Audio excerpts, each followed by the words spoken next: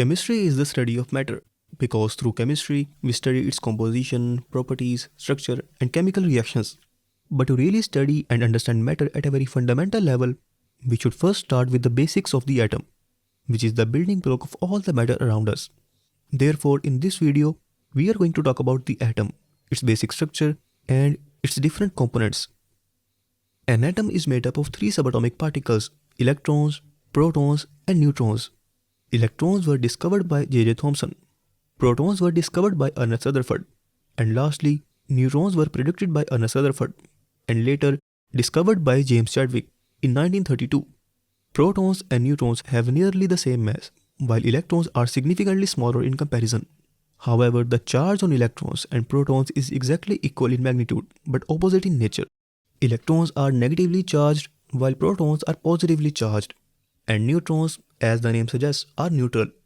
And that is why if you have a neutral atom, it will always contain exactly equal number of protons and electrons, because this equality of positive and negative charges will result in a net neutral atom. Then protons and neutrons are located at the center of the atom, and they are collectively called the nucleus. A common misunderstanding about nucleus is that it is some sort of spherical ball where protons and neutrons reside, but that is not correct. There isn't any actual physical object called the nucleus inside an atom. Instead, both protons and neutrons are collectively referred to as nucleus because they are located at the center of the atom.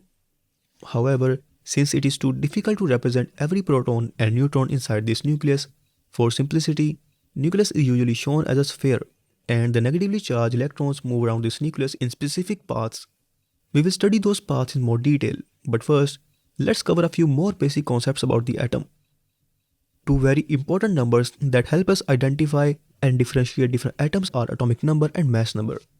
Atomic number is the number of protons in an atom, and the mass number is simply the sum of protons and neutrons. In chemistry, atomic number is primarily used to identify element to which an atom belongs, or to predict the properties of the elements. On the other hand, the mass number helps us differentiate between atoms of the same element. We will discuss both of these numbers, but let's start with the atomic number. So atomic number helps us identify atoms of different elements. This means that every element has its own unique atomic number, or you can also say that every atom of an element has the same number of protons inside the nuclei.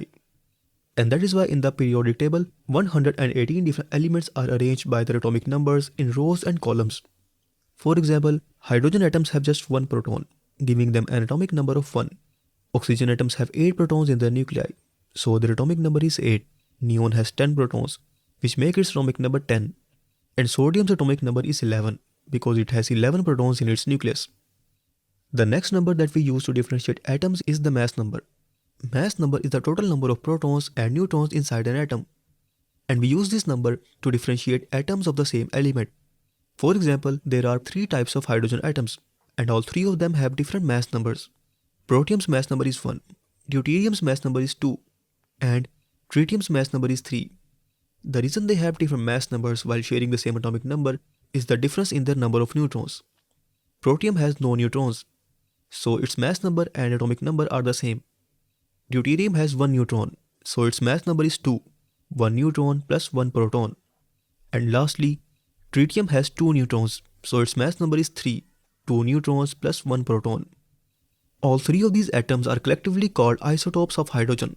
Therefore, if you define isotopes, then they are simply atoms that share the same atomic number, i.e. belong to the same element, but differ in their mass numbers. Some other examples of isotopes are carbon-12, carbon-13 and carbon-14, or oxygen-16, oxygen-17 and oxygen-18. All of these isotopes have the same number of protons inside their nuclei, but differ in the number of neutrons. Then if you ever want to calculate the number of neutrons inside an atom, simply subtract the atomic number from the mass number. This subtraction removes the number of protons from the mass number, leaving you with the number of neutrons. One thing that you should always remember is that no matter what kind of chemical reaction you perform, you can never change an atom's atomic number or mass number. You can change the number of electrons through a chemical reaction, but it can never change the identity of an atom, that is its atomic number and mass number. So now that we have talked about nucleus, protons and neutrons, it is time for us to now discuss the most important subatomic particle in chemistry, the electron. Electrons, as we all know, are tiny negatively charged particles that move around the nucleus. However, the movement of these electrons is not as simple as it seems. In fact, there are two very important atomic models that describe the movement of these electrons. At a basic level, the movement of these electrons is described using Bohr's atomic model. In Bohr's atomic model, the paths of these electrons are called orbits or shells, and electrons move around the nucleus in these shells, kind of like how planets revolve around the sun. But as scientists studied further, they discovered that the movement of these electrons is not as simple as it seems. It turns out electrons don't actually travel in two-dimensional circular paths. Instead, they exist in complex three-dimensional regions called orbitals. The movement of electrons in these orbitals is explained using quantum mechanical atomic model. In contrast to protons and neutrons, a chemical reaction can change the number of electrons an atom has. It can either add or remove electrons from the atom. And as a result to this, that neutral atom will be converted into an ion. An ion is simply an atom that carries an electric charge. This charge can either be positive or negative. If a neutral atom loses electrons, it becomes a positively charged ion, known as cation. This is because removing some electrons from this neutral atom has disturbed the balance of charges inside this atom. And now, after losing negatively charged electrons, the positive charge of the proton dominates, converting the atom into a cation.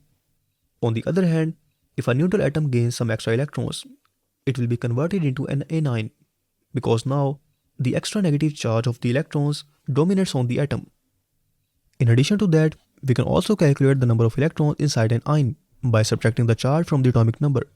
For example, to find the number of electrons inside this nitrogen ion, simply subtract -3 from 7, which means that this nitrogen ion contains 10 electrons. So these were some basic concepts about the atom. But because electrons are very important in chemistry, it is essential for us to understand both atomic models.